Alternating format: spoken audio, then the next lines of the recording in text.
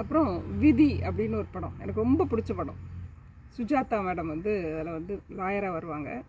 பூர்ணிமா ஜெயராம் அவங்க மோகன். அதாவது மோகனுக்கும் இவங்களுக்கும் லவ் உண்டாயிருக்கும். இவங்க வந்து ப்ரெக்னென்ட் ஆயிடுவாங்க. அவர் மோகன் வந்து விட்டுட்டு போயிடுவார். அவங்க வந்து லீகலாக ஃபைட் பண்ணுவாங்க. அவர் அந்த கோர்ட்டு கேஸு, அந்த ஆர்கியூமெண்ட்ஸு, அதெல்லாம் பார்க்கும்போது அவ்வளோ ஒரு சூப்பரான ஒரு திரைப்படம்.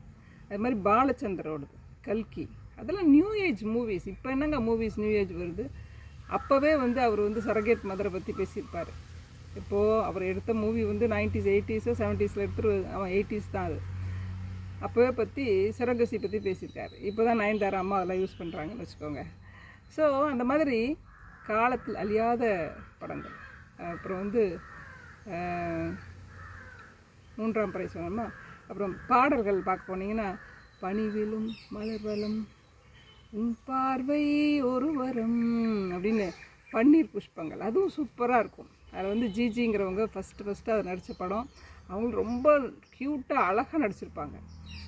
ஆக்டர்ஸ்லாம் இப்போல்லாம் பார்த்தீங்கன்னா ஏதோ வராங்க, டாம் டூம்னு இப்படி கையை ஆட்டுறாங்க, போயிடுறாங்க. அந்த நடிப்பு, அந்த எக்ஸ்ப்ரெஷன் ஃபேஸில், அவங்க நடிப்பில் அந்த கேரக்டராகவே வாழ்ந்து அதை நடித்தவங்க எவ்வளோ அழகாக சூப்பராக. அப்போ உள்ள ஹீரோயின்ஸு சொல்ல தான் வேணும். ராதா, அம்பிகா, சுமதின்னு ஒருத்தங்க இருந்தாங்க. சுமைன்னு ஒரு படம், அது சுமதி. அது மாதிரி ரேவதி, குஷ்பு கூட அப்புறம் வந்துட்டாங்கல்ல, லேட்டாக வந்தாங்கன்னு நினைக்கிறேன் 80s லாஸ்ட்டில் குஷ்பு. அது மாதிரி பூர்ணிமா ஜெயராம், கமல்ஹாசன் சொல்லவே வேணாம், கமல்ஹாசன் சூப்பர் ஸ்டாரு, மோகன், நிறைய ஆக்டர்ஸ் இந்த மாதிரி. அப்போ உள்ள சுரேஷ் அப்படின்னு ஒருத்தர் இருந்தார். அந்த மாதிரிலாம்.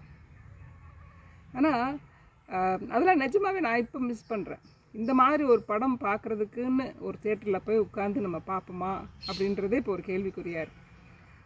சமீபத்தில் நான் எதுவும் பெருசாக பார்க்கலன்னா கூட அந்த மாதிரி படம் வந்திருக்குமான்னு கூட எனக்கு தெரியல. அந்த அளவுக்கு என்டர்டெயின்மெண்ட் அப்படின்னா அதான் இல்லையா? ட்ரூ என்டர்டெயின்மெண்ட்டாக என்ன? நம்மளை ட்ரிகர் பண்ணாமல் இருக்கணும்.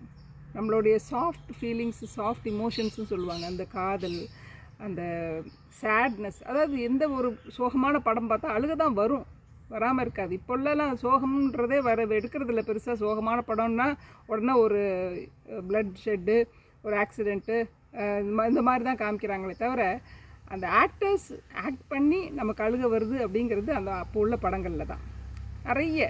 இந்த மாதிரி சொல்லிகிட்டே போகலாம். அதனால் அந்த 80s லைஃப்ங்கிறது நிறையவே நான் மிஸ் பண்ணுறேன். எத்தனை பேர் இதை மிஸ் பண்ணுறீங்கன்றதையும் நீங்கள் சேட் பாக்ஸில் போடுங்க. இப்போ பார்க்கக்கூடிய யூத்துக்கு என்ன, இவங்கெல்லாம் வயசானவங்க இதை பார்த்து பேசிகிட்டு இருக்காங்கன்னு நினைப்பீங்க. ஆனால்